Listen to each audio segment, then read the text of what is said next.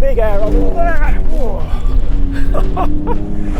It really will take some punishment, this. And it's surprisingly drivable. You just have to be prepared to grab it by the scruff, that's all. You can't be afraid of it, otherwise it will eat you for breakfast and you'll find it doing things that you don't want it to do. Positive on the brakes, positive on the throttle, and be prepared for it to move around.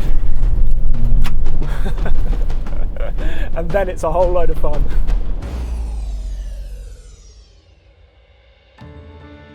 We'll come back to the Ford F-150 Raptor in a moment, but first I think I ought to introduce what is arguably the star of the show. This is the Hungry Valley State Vehicular Recreational Park, just off Interstate 5 north of LA. It is spread out over 20,000 acres and has 130 miles of trails, graded in severity like ski runs from green through blue to black. But vast though this place seems, it is only the third largest in the state of California. The state purchased the land about 40 years ago. It's just brilliant. We've hardly seen anybody here today. And it's the perfect environment for this car. Sorry, truck. It's very definitely a truck. Recently, back in the UK, I tried the Ranger Raptor and really rather enjoyed it. That is the smaller brother of this, the F-150, and I was really keen when we came across to America to try the bigger brother. The biggest difference really straight away is the fact that under the bonnet, instead of having a 2-litre diesel, we have got the engine from a Ford GT. Bit of air. That means it's a turbocharged V6, as you need, reminding, with 450 brake horsepower. Now, it's not the most characterful engine, it's not a V8 as it used to be, and that still does feel a shame because it's not the most characterful in terms of sound, but it's certainly pretty effective. The figures for the turbocharged 3.5 litre V6 are 450 brake horsepower and 510 pounds-foot, which sounds like quite a lot, but actually only feels adequate in such a big vehicle. However, as with the smaller Ranger Raptor, the star of the show is the suspension.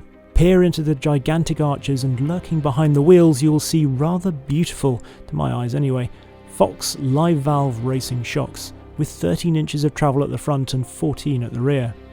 These electronically controlled units are an update for this generation of F-150 and give continuously variable compression damping. Now, perhaps I built it up too much in my mind. I was perhaps expecting a little more of this. I don't think it's actually any better than the Ranger in terms of what it can cope with. And I mean, it's still a big, heavy car, this 2,600 kilos, which is a lot off-road to manage. Probably should have gone to sort of some big, wide open area for this, but I like these sort of tracks. It's more fun, it's more challenging, certainly for the car and for me, hence me not looking at the camera too much. It's a car you have to grab by the scruff of the neck and just be confident with it moving around. It's always going to be just slipping and sliding, particularly it's quite a sandy surface. You really need to read the track as to what it can cope with, because it won't just steamroller everything, and perhaps that's what I'd imagine from sort of things I've driven in the past, things like bowlers, which really can take everything that is thrown at them. Having said that, this is still pretty extraordinary. One reason this F-150 might feel a little firmer than expected is that the dampers have been recalibrated in this latest model, so that when you jump its 2.5 tonnes, the shocks stiffen up in order to offer more support on landing. Anyway, there are 7 driving modes that adapt the suspension, gearbox, steering, etc. to try and tailor the Raptor for everything from fast road driving to rock crawling. Now, I've got this in the Baja mode, so that's in 4-wheel drive, and I will actually show you. Slow down a bit here, and just put it into 2-wheel drive, so that just this here up to 2-wheel drive, because you think, right, well, that's obviously going to be even more fun putting it into real drive, but as you'll probably see just around here, yes, it does tire, but trying to get traction in this is really very difficult as soon as you put it into two-wheel drive. It doesn't feel anything like as composed, and it's just, you're fighting it much more. It's really just not as enjoyable actually. So I'm going to go back into Baja mode.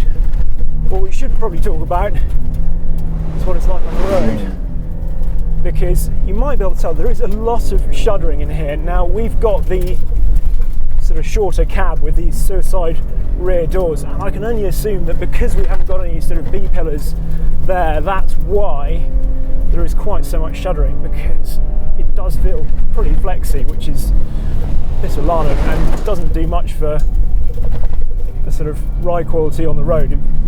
It's a shuddery ship. Ride quality aside, it actually felt rather luxurious inside.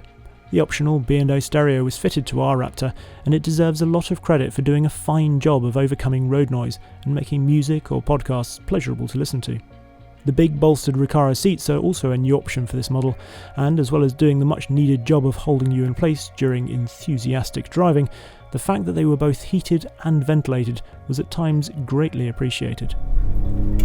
There's a 10-speed gearbox in here, and also you've got these big, lovely titanium paddles, which is sort of a shame because actually you don't end up using it. It's much better just to leave it to get on with its own thing. Of all our days in the USA, this one in Hungry Valley was definitely one of the most fun.